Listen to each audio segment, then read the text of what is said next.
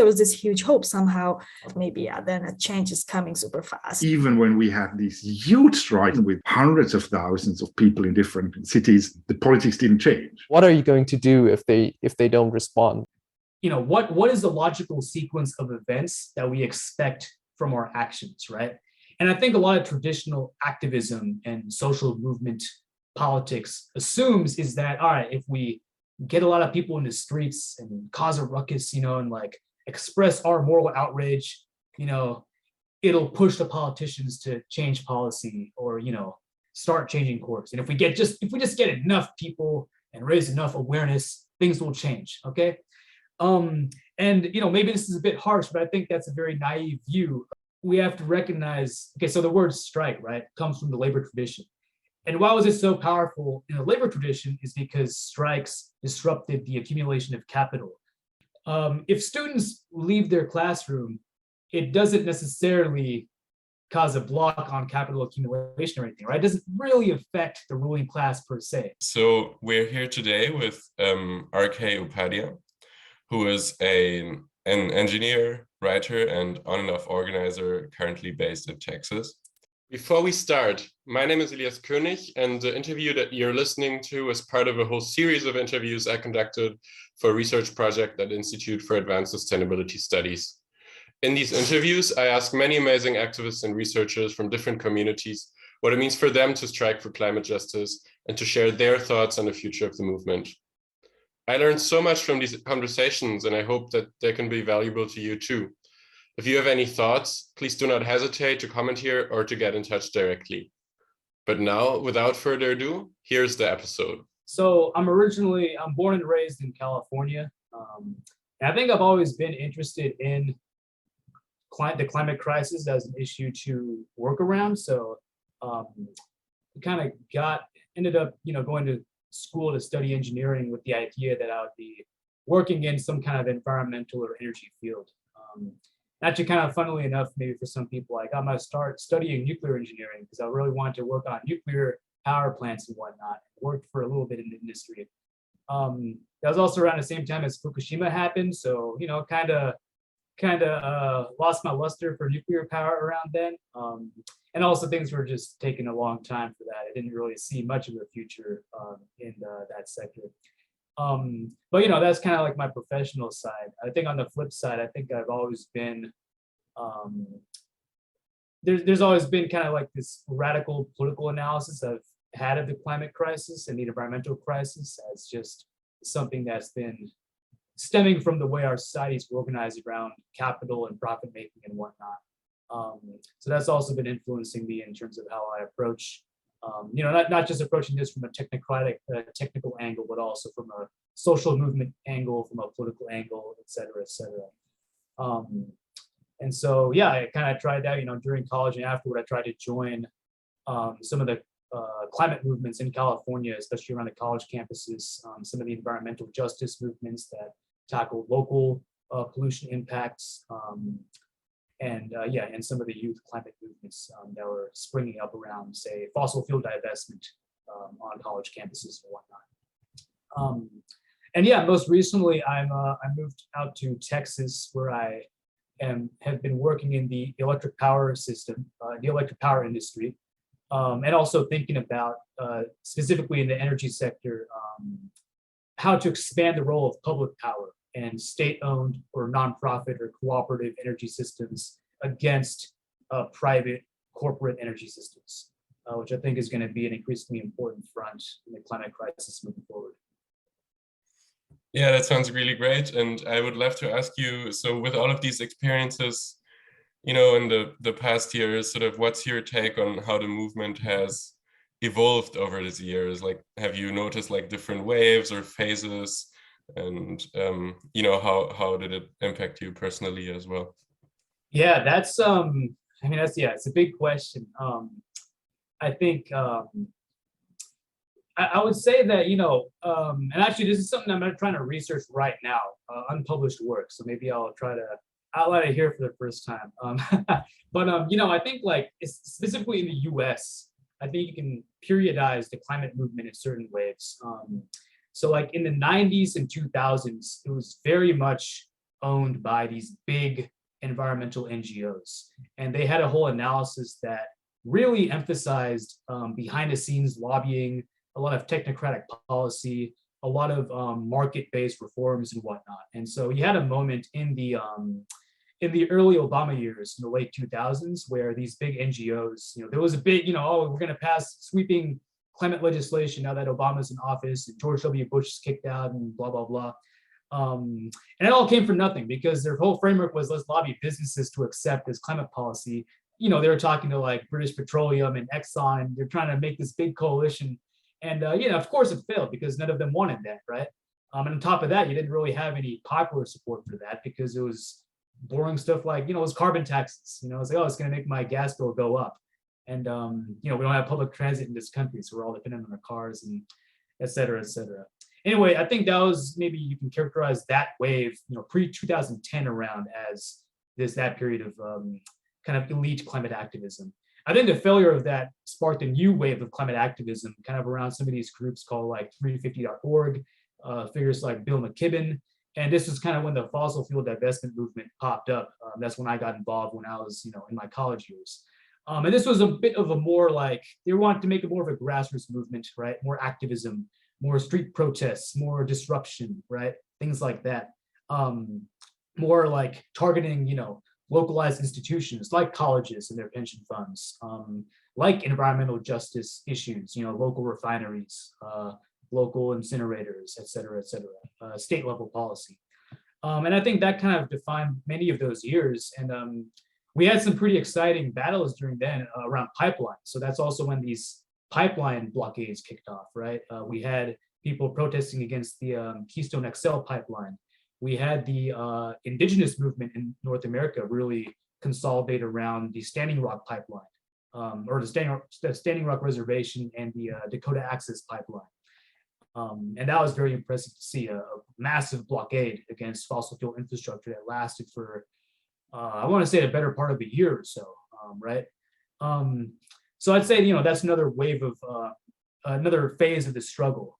And then I think it kind of changed again after 2016 when Trump got elected. You had people kind of pivot a lot more, I think, toward electoral politics, but at the same time, kind of also trying to think about how to use street action and street protests and whatnot. And I think that's kind of when it kind of pivots into like the whole climate strike cycle of like 2018, 2019. I think that kind of dovetailed in the US with a lot of stuff around elections, right? And election campaigning, trying to seize elected office, things of that sort. And then, of course, you have kind of the most recent phase where I would say rather confusing in the US, where you have the victory of the Biden administration and this kind of struggle for climate policy, right? Or the Green New Deal, if you want to call what it's been watered down to at this point, if you want to call it that. I will say it hasn't been for nothing because just the last week, right, the news is that we are now passing in the US a massive climate and energy policy and a bunch of subsidies for clean energy and whatnot. So it's actually a nice time to ask this question because I think now we are ending that recent phase of electoral kind of like big federal legislation activism, right? So that phase is now kind of ending. And now maybe an open question of where the movement's going to go now and what lessons we can take from the previous phases and whatnot. Right. And I'd love to get into the future question, but maybe before that, just to unpack a little bit more the youth strike phase, since that's what I'm very curious about in this project, and maybe the new phase also that you described. How did then this, Trump presidency and the new sort of conditions shape how, the movement emerged in 2018 and 2019? And how do you think that the US sort of cycle fit into the larger global cycle of like youth strikes and Fridays for Future protests? Yeah, well, I think I'll start with the kind of a global point first. I think 2019, we had the Fridays for the Future and whatnot, these school strikes, a big moment. I think we had similar, protests in the US and whatnot across the US. And, I think that year kind of came after a few years of some pretty horrific weather disasters, right? I was in California at that time, and we had just the worst wildfires we've ever seen, just year after year. It was crazy. We had some pretty bad hurricanes. We had some really bad flooding in the middle of the country. And that's just in the US. I know that Europe had the pretty horrific heat wave, I think, in the summer of 2019, if I'm not mistaken. And so I think like those, I think in these recent years and, during, hey, call them the Trump years or whatever, like we had some serious weather disasters that really put, I think, climate at the forefront of a lot of people's minds, even absent any kind of big public spectacle of protests. So I think that was a very opportune moment for all that stuff to kind of come into play.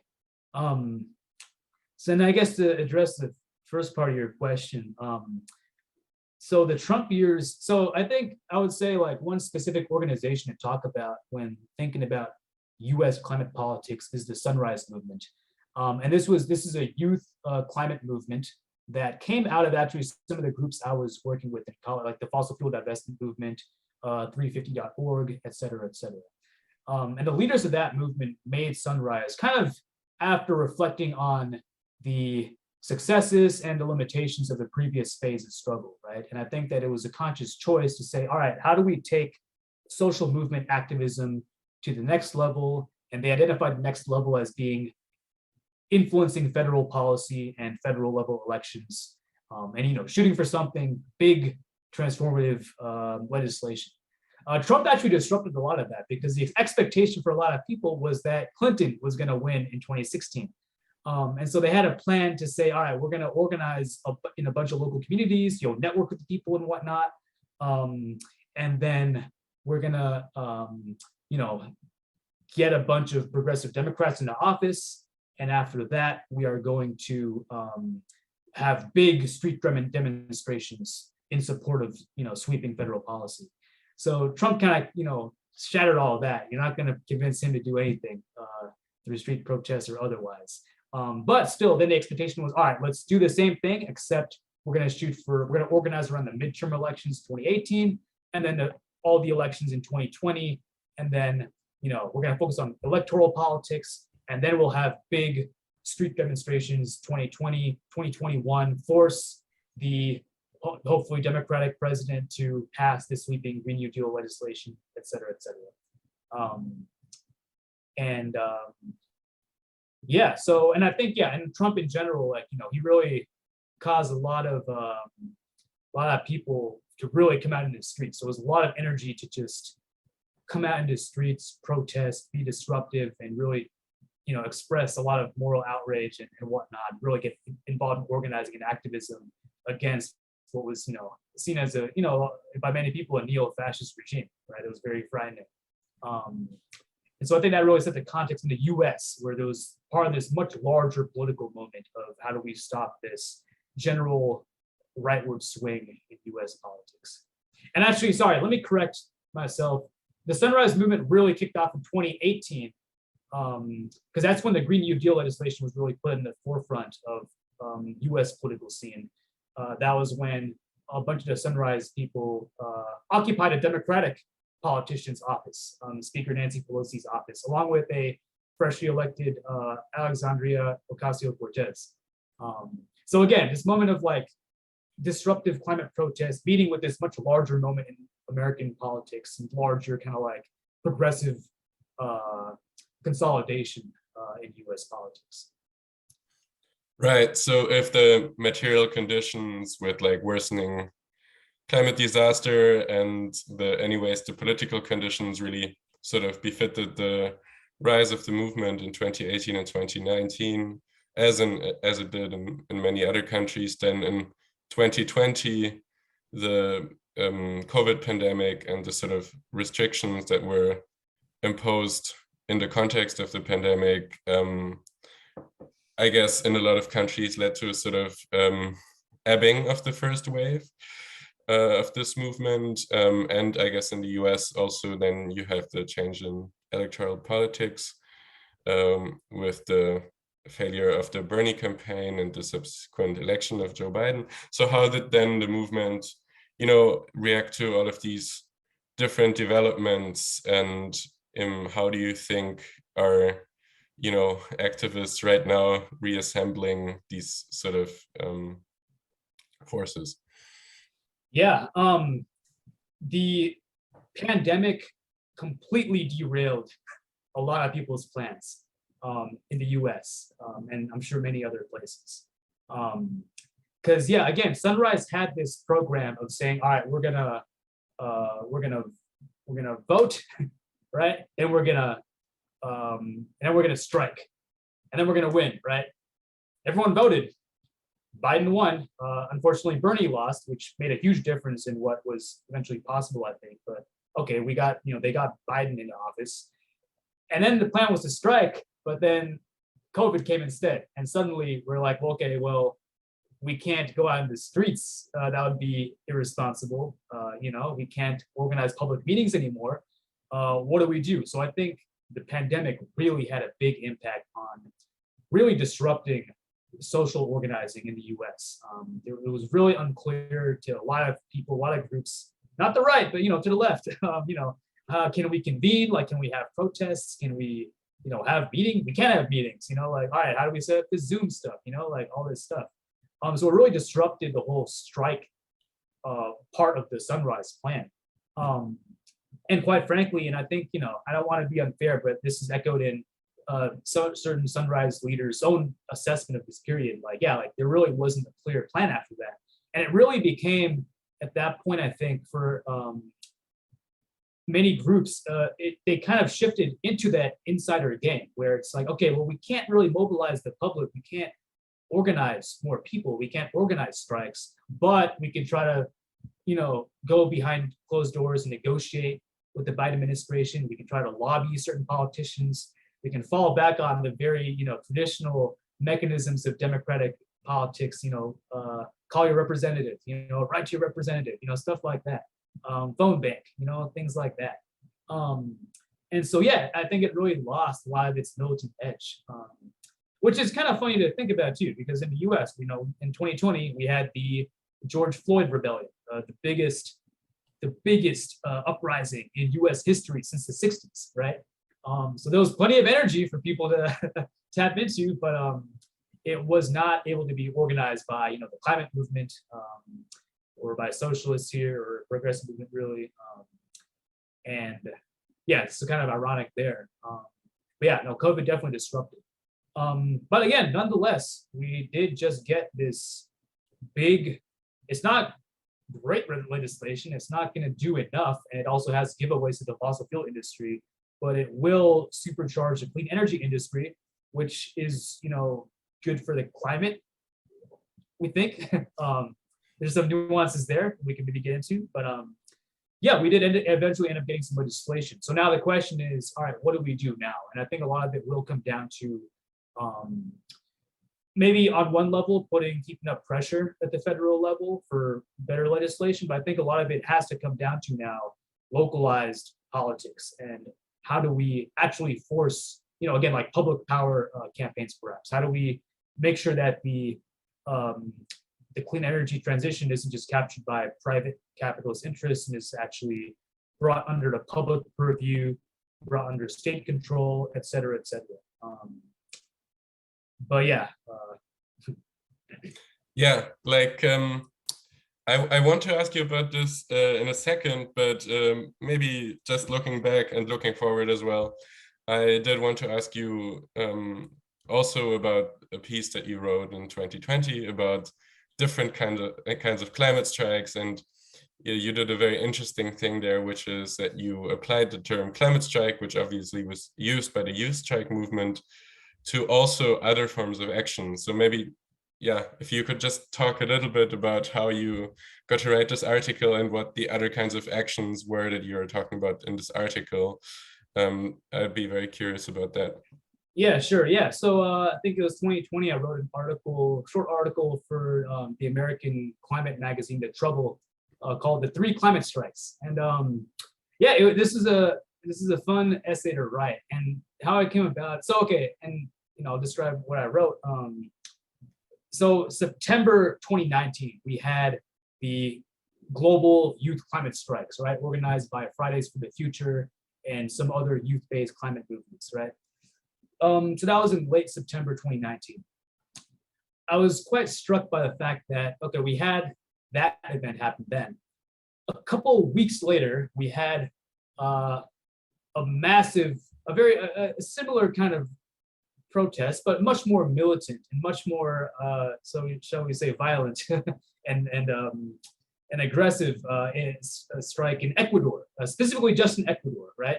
And the reason it caught my attention was because it was specifically around ecological issues, but maybe in a kind of inverted way, if you first look at it. So in Ecuador, at the time, it was run by a kind of right neoliberal government, and they were facing some budget issues. And so, of course, they do what right neoliberal governments do, which is try to pass an austerity program.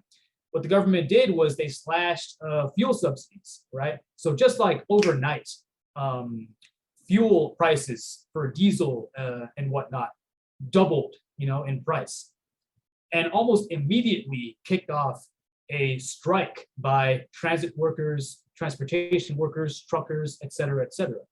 Okay, so, and maybe, you can draw a parallel there to the yellow vest movement in France, right? Working class people striking because of the cost of fuel, the cost of energy, right? But in Ecuador, they were also joined by the Indigenous Federation, abbreviated CONE, and they organized a massive levels of support because they were also very angry at this austerity measure that increased the price of diesel, right?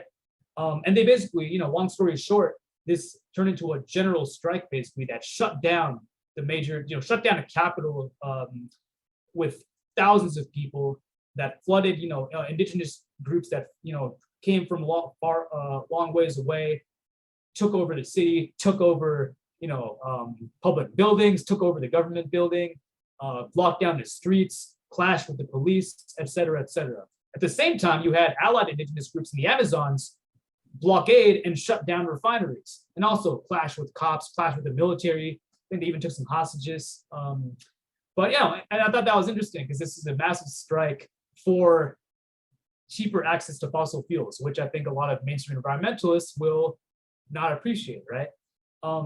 But nonetheless, the indigenous groups eventually, they, after about a week or so, they won, right? The government said, all right, we're resubsidizing fuel, and now we're going to negotiate with the indigenous organization and come up with a different way to balance the budget. Also on the table for negotiations is restricting oil production in the Amazon, right? So it turned into an ecological movement, right? Even though it was about accessing cheaper fossil fuels. So I thought that was very fascinating in how, they actually got a victory, right? Whereas, not to be unfair to the global climate strike, but it was an inspiring movement, especially the fact that it was, run by young students. But if you ask what it ultimately accomplished, that's a fuzzier answer, right? And we can maybe get into that. So that's one kind of related example. The other example of a climate strike that I discussed was the Houthi drone strikes on Saudi oil infrastructure. That also took place right around the same time. And this is a massive news when it happened because, the Houthis sent, they're locked in this really brutal war against a Saudi Emirati invasion of Yemen. And they basically sent, and their, horrific besiegement of Yemen. And I don't think the statistics really capture how brutal it has been for the Yemeni people.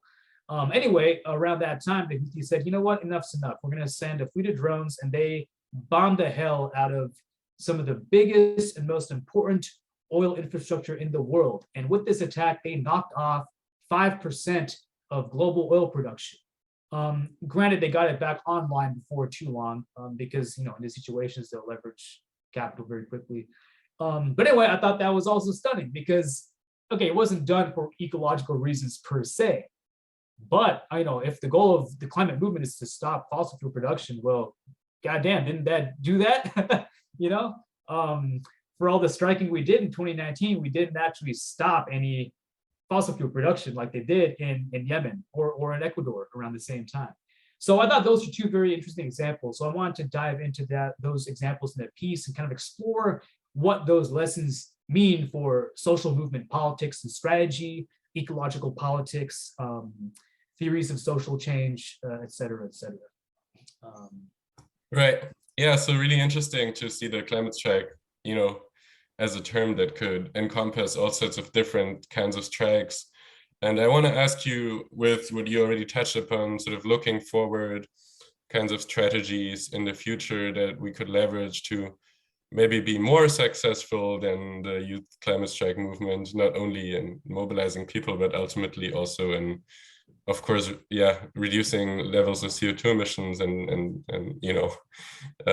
stopping people from trashing the atmosphere. What role what role could different kinds of strikes play in this protest? And do you think, and what kinds of other actions could we look at as potentially more effective ways to, strike fossil capital? Yeah. And I guess I'll return again to the examples of Ecuador and Yemen to kind of draw examples on. I think that, and I guess I'll double this as, I'll just say what the I guess you can call it criticism or whatever of the global youth climate strikes.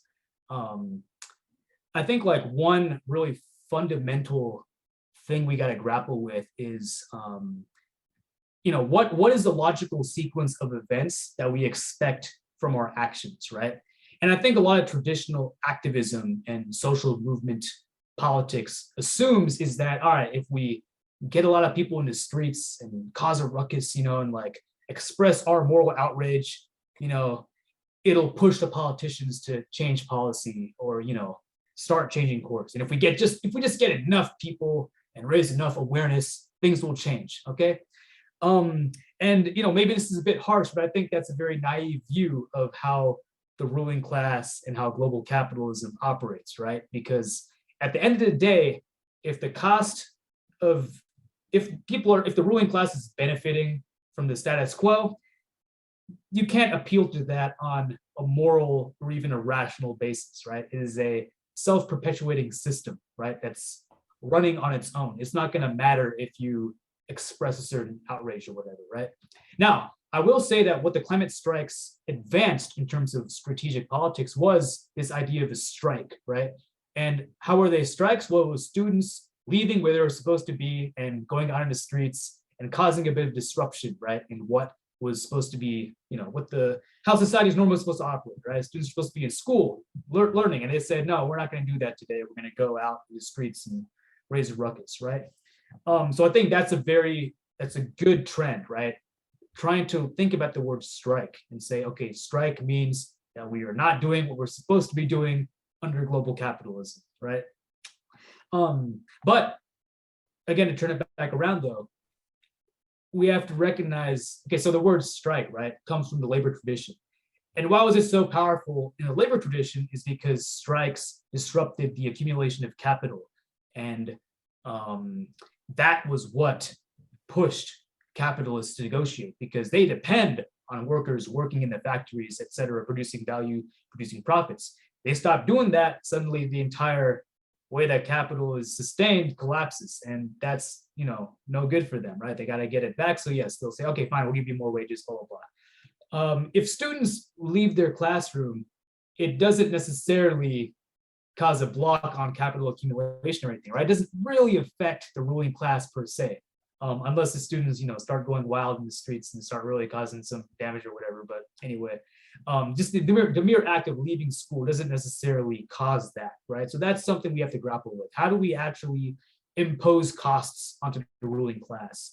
That's what the Ecuador Indigenous Federation, that's what they understand, right? They understand, all right, if we need the government to listen and change course on policy, we need to blockade the streets, not for one day, not even for 1 week, but be prepared to do it indefinitely, right? We have to raise the costs of doing business beyond what they're benefiting from the business, right? A very simple cost-benefit calculation. They realize we need to blockade and take over the oil refineries and stop oil exports, right? Because that's really going to hit the ruling class very hard, right? So that's really kind of one level that I think we got to take the climate movement, right, is understanding that the costs of business have to be raised and that we cannot appeal to the ruling class on a moral or rational basis, right? On the other side too is that, and a lesson from Yemen, right? So in the piece, I kind of look back on the longer history of Yemen, right? Not just at the drone strikes, but kind of why there's a war going on in the first place, et cetera, et cetera. Now in Yemen in 2011, and in the Arab Spring in general, we had kind of a similar big strikes, right? And they disrupted, right? They said, we're going to be in the streets for a very long time because we are sick and tired of these corrupt dictators and whatnot, right? So they actually did take it to beyond, that initial level. But here's the problem. They had certain demands, right? But they did not have a mechanism to gain power over implementing those demands. That's very important because ruling classes use disruptive street protests, destabilization for their own advantage, right? So it can be the case that, and what happened in Yemen was that they said, hey, we want the president to be gone. The ruling class said, okay, yeah, sure, fine. So it took out the president, installed the vice president, made this very corrupt deal with local regional powers. And once the dust settled, nothing really changed, right? But people went home because, they thought, okay, well, I guess we got our demands met. So no more rage necessary, right? And I think that's the danger with the climate movement. If the only thing we're doing is trying to be disruptive without having a more advanced plan to actually seize power, then we will actually, there is a good chance, and we are seeing it in many capacities, that there is a fraction of the capitalist class that will say, okay, well, yeah, we do need to deal with climate change, but you know what? We're going to do it through austerity. We're going to do it through, increasing energy costs on the working class, et cetera, which is probably not going to work out, as we've seen in France, right? As we see even today with energy costs going wild because of, all the wars and all that. And so I think those are two kind of key lessons to kind of take away moving forward. Number one, we have to be more disruptive and really kind of think about how power operates, right? And kind of the very brutal logic of power and how to overcome it. And then number two is that we can't simply leave the transition to opportunistic politicians. We have to actually have a plan to gain control. Otherwise, the transition is going to be it's going to involve a lot of exploitation, a lot of benefits accruing to a fraction of the ruling class, and it's not really gonna, and it might even provoke a backlash, right? And I get into that in the piece. But yeah, I guess that would be kind of two specific points, I say, moving forward. Yeah, thank you for this. This is really fascinating stuff. And yeah, maybe just to slowly wrap it up, I'm curious for you personally, maybe in the more nearer short-term future, what are you like, what are you expecting for the next months or years to come in terms of activism? What are you currently interested in doing maybe in your local field of action, and yeah, how do you think the next months will play out for the climate movement? Yeah, another big question. So I'm personally looking at two different areas of climate organizing. Number one, and directly related to climate organizing, is what we call public power campaigns. In the US, there's most of the energy system is privatized. Even the electric utilities are privatized. I'm lucky enough to be in a city that actually has its own publicly owned utility, but nature of the US is such that even the public utilities are heavily privatized. They're run by business people. Basically, they follow the business interests of the local business elite, et cetera, et cetera. So I think a future front, especially with some of the provisions of the recent climate energy legislation, is going to be focusing on the utility level and really trying to focus on making sure that they are actually decarbonizing, that they are actually shutting down fossil fuel plants and building out clean energy infrastructure. So I think that's one important area of organizing. And another kind of related area also, I think, is that the fossil fuel infrastructure, anti-infrastructure movement is going to have to ramp up. Because one of the kind of poison pills in the bill is that it's going to actually unleash a lot more fossil fuel infrastructure, because that was kind of the deal that they made in U.S. Congress, right? And so I think that we're actually going to kind of return to some of the earlier phases of the U.S. climate struggle, where we're going to have to see more blockades, more direct action against pipelines, and other kinds of fossil fuel infrastructure, right? So that's another area. And then I guess, like, yeah, kind of one last point. I have been grappling with this question about how to create a genuinely mass working class climate movement. And the reason I've been kind of grappling with it is because, well, number one, I think that's what's necessary to get to the levels of disruptive protests and the kind of movement that can seize, power, right? Beyond just like electoral power through elections and whatnot. And I think that's a difficult question because, at least in the US, ecology is not at the forefront of people's minds. People are worried about rent. We don't have healthcare here. We have a lot of issues that come prior, not without good reason. I mean, these are day-to-day issues versus even when people care about climate, you have the capacity to organize around climate if you're worried about rent, if you're worried about healthcare, et cetera, et cetera. And I'm trying to think about ways that we can combine these kind of specific concrete working class material interests in with ecological issues. And I think one area that the US is going to face that is in the tenant movement, in the housing movement, right? And I think this kind of gets at this thing I realized lately, is that private control of land, private control of housing is a direct block against climate adaptation. Landlords are standing in the way of tens of millions of people being able to weatherize their homes, harden their shelters against weather disasters, make their homes more energy efficient, transition to electrified